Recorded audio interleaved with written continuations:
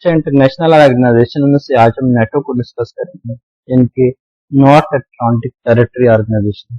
इसका मकसद क्या था, इसका चार्टर कब साइन हुआ, हेडक्वार्टर कितने हैं और ऑफिशियल लैंग्वेजेस क्या है। देखिए, नेटो बनाने का मतलब जो सोवियत यूनियन है उसको शिकस्त देना था। ये सोवियत यूनियन के अगेंस्ट 1949 में बनी, यूएस, कनाडा और मुख्तलिफ यूरोपियन मुल्कों ने मिलकर बनाई थी।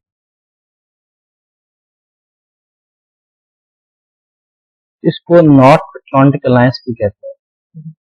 ये मिलिट्री रिलेशनशिप इंप्रूव करने के लिए बनाई। इसका चार्टर जो है वो 4 अप्रैल 1949 को साइन हुआ। इसका जो हेडक्वार्टर है वो ब्रसल्स में है, ब्रसल्स बेल्जियम में है। तो अलायंस का जो हेडक्वार्टर है वो मोन्स में है। इसके 29 मेंबर्स हैं, Albania, Belgium, Canada, Croatia, France, Germany, Hungary, पुर्तगाल, Romania, Turkey, United Kingdom, United states.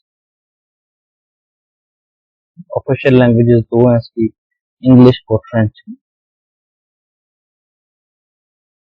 इसके सेक्रेटरी जनरल होते हैं, क्योंकि सेक्रेटरी जनरल तो चेंज होता रहता है। नॉर्वे जो चेयरमैन है वो फ्रेंच एयर का वो चेयरमैन वही कंसिडर होता है, और लाइस का जो चेयरमैन है वो यूनाइटेड स्टेट एयरफोर्स का जो हेड कंसिडर होता है। और सबसे गुजारिश है कि इसको सब्सक्राइब करें ताकि हम आपकी इस टाइम की वीडियोज